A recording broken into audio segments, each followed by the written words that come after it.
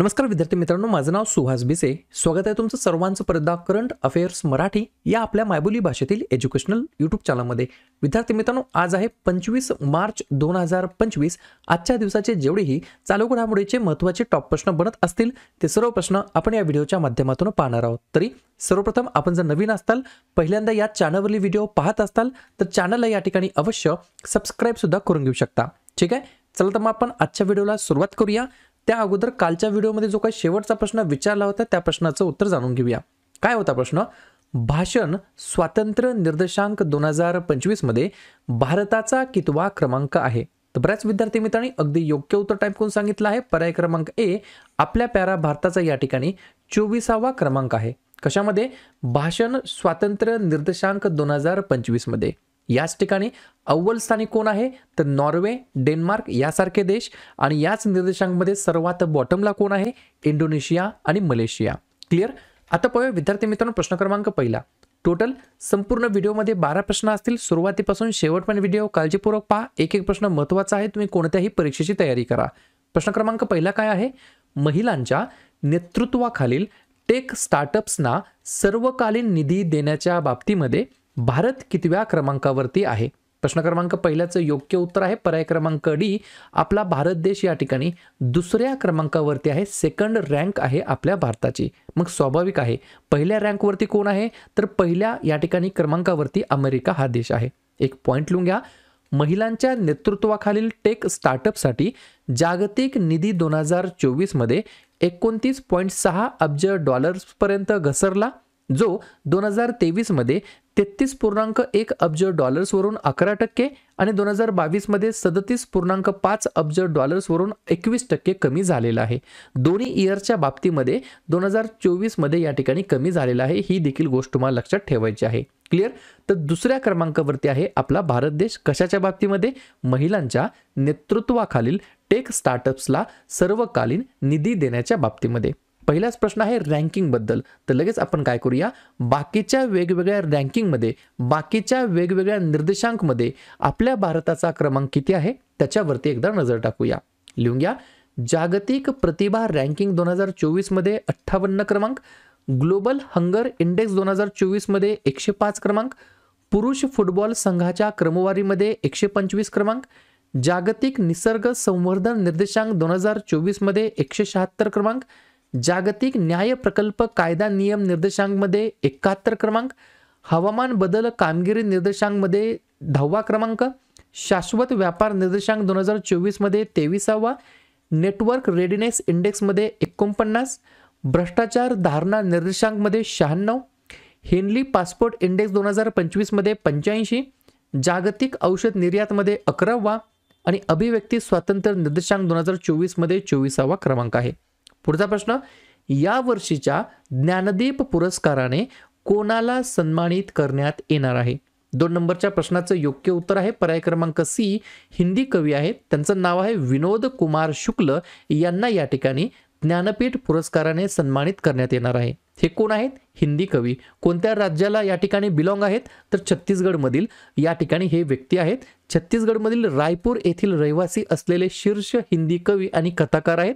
यांचं नाव आहे विनोद कुमार शुक्ल. ठीक आहे, आणि एक पॉईंट लिहून घ्या. पहिल्यांदाच छत्तीसगडमधील एका लेखकाला ज्ञानपीठ पुरस्कार मिळणार आहे. त्याच्यामुळे हा प्रश्न विचारला जाऊ शकेल. जर तुम्हाला असं विचारलं मराठीमध्ये कोणाला आतापर्यंत हा सन्मान मिळालेला आहे, तर 4 जणांना. कधी कधी 1974 मध्ये वी.स. खांडेकर यांना, 1984 मध्ये वी.वा. शिरवाडकर यांना, 2003 मध्ये विंदा करंदीकर यांना आणि 2014 मध्ये भालचंद्र नेमाडे यांना. क्लिअर?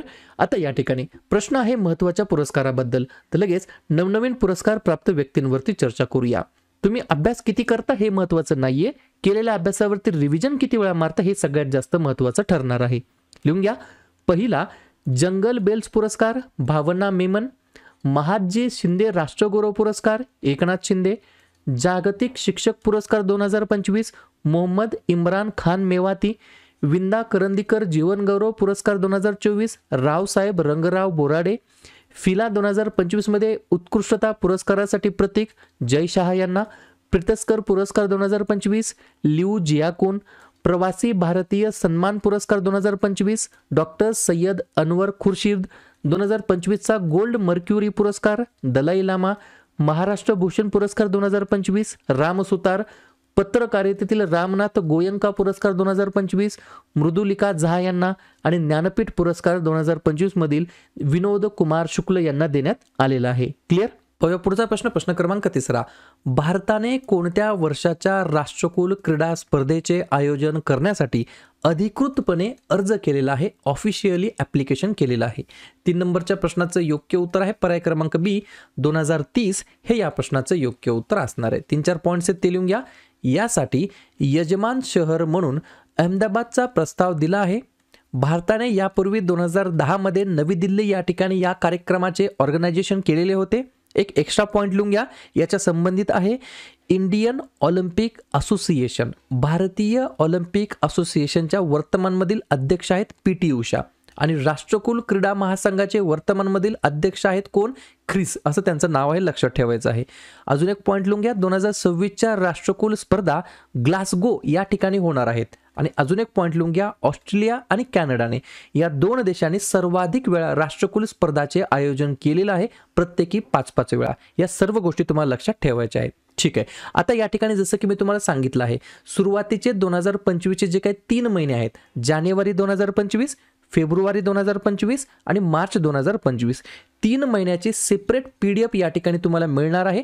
1 एप्रिल 2025ला या ठिकाणी ही ई बुक लॉन्च होणार आहे. या ई बुकमध्ये तुम्हाला 3 महिन्याचे 1 लाइनर क्वेश्चन मिळणार आहेत.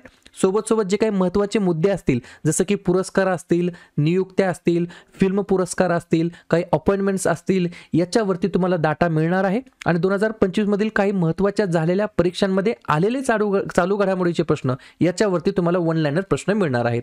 ही ई बुकची किंमत आहे फक्त 50 रुपये. तुम्हाला काय करायचं आहे, या स्कॅनरला स्कॅन करायचं आहे, 50 रुपये पाठवायचे आहेत आणि त्याचा स्क्रीनशॉट या मोबाईल नंबरला व्हॉट्सअपला पाठवायचा आहे. मोबाईल नंबर लिहून घ्या, 96-730-58-600. 1 एप्रिल 2025ला संध्याकाळी 7 वाजता तुम्हाला व्हॉट्सअपमध्ये तुम्हाला PDF दिली जाईल. क्लिअर. पुढचा प्रश्न क्रमांक 4.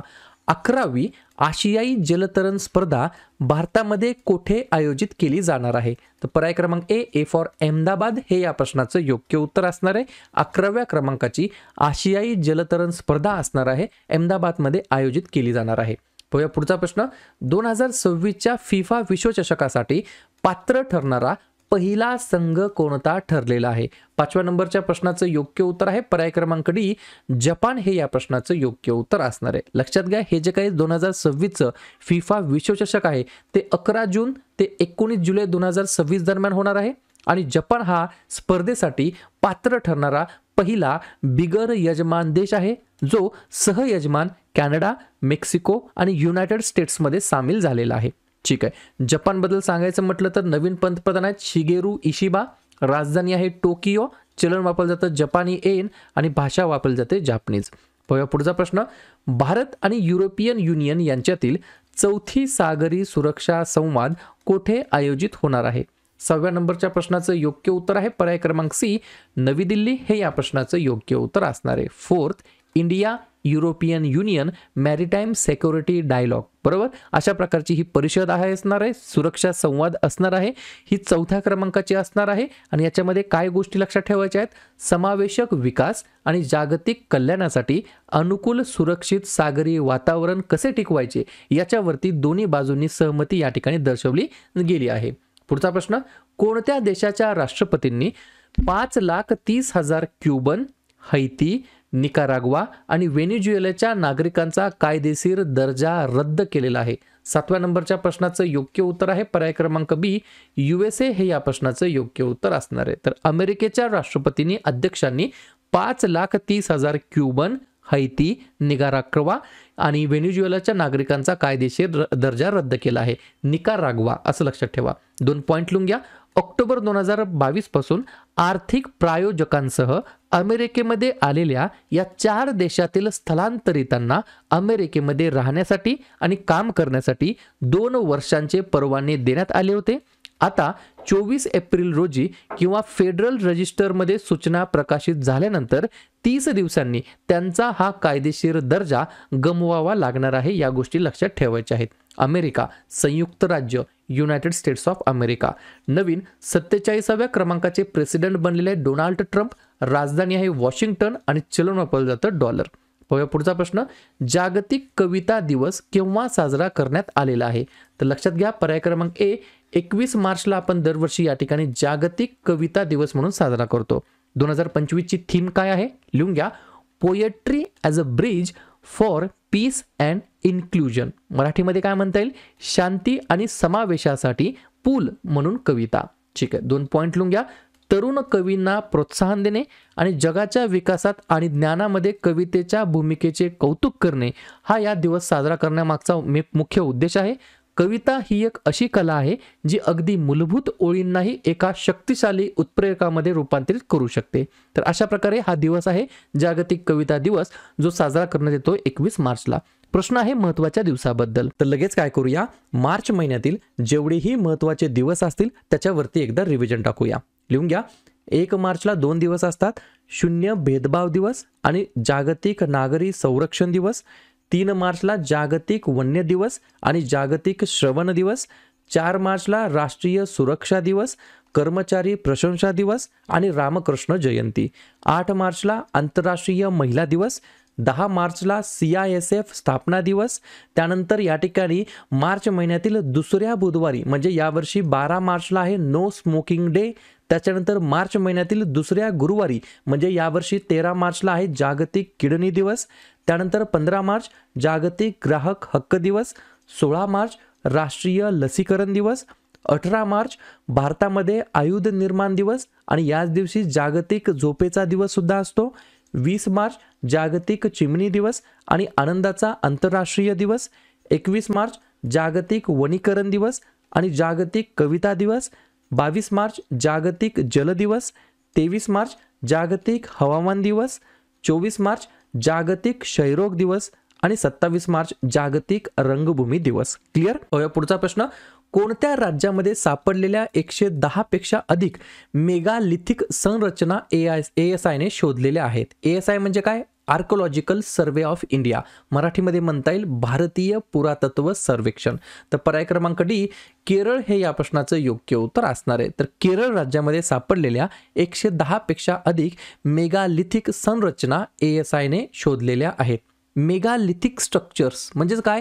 तर अशा संरचना ज्या दफनभूमीसाठी मोठ्या बहुतेकदा खडबडीत दगडांचा वापर करून मोर्टार किंवा सिमेंट शिवाय बांधल्या जातात. तर या ASI ने या ठिकाणी शोधलेल्या आहेत. पुढचा प्रश्न. Indian national trust for art and cultural heritage याचे नवीन चेअरमॅन म्हणून कोणाची नियुक्ती करण्यात आलेली आहे? तर पर्याय क्रमांक सी, अशोक सिंह ठाकूर हे या प्रश्नाचं योग्य उत्तर असणार आहे. कशाचे? तर इंटॅकचे. INTACH फुल फॉर्म आहे Indian national trust for art and cultural heritage. तर याचे नवीन चेअरमॅन म्हणून अशोक सिंह ठाकूर यांची नियुक्ती करण्यात आली आहे. पुढचा प्रश्न. फिबा आशिया कप 2025 कोणत्या ठिकाणी आयोजित करण्यात आला आहे? तर पर्याय क्रमांक बी, सौदी अरेबिया हे या प्रश्नाचं योग्य उत्तर असणार आहे. 2 पॉईंट लिहून घ्या. भारत 2025च्या फिबा पुरुष आशिया कपसाठी पात्र झाला आहे. ऑगस्टमध्ये सौदी अरेबियातील जेद्दाह येथे फिफा आशिया कप 2025चे आयोजन करण्यात आलेलं आहे आणि याच्यामध्ये भारत देखील या ठिकाणी पात्र झालेला आहे. शेवटचा प्रश्न. चेन्नई येथे झालेल्या PSA चॅलेंजर स्क्वॅश स्पर्धेमध्ये महिला गटाचे विजेतेपद कोणी जिंकलेले आहे? तर पर्याय क्रमांक ए, अनाहत सिंग हे या प्रश्नाचं योग्य उत्तर असणार आहे. अनाहत सिंग यांनी महिलांचा किताब जिंकलेला आहे, तर वीर चोत्रानीने पुरुष गटाचे विजेतेपद पटकावलेले आहे. क्लिअर? आणि ही चेन्नईमध्ये झालेली PSA चॅलेंजर स्क्वॅश स्पर्धा होती. क्लिअर? तर अशा प्रकारे विद्यार्थी मित्रांनो हे होतात 12 प्रश्न. उपक्रम कंटेंट हा जो काही प्रयत्न आम्ही सुरू केला आहे मराठी भाषेमध्ये कसा वाटतो अवश्य कमेंट करत चला.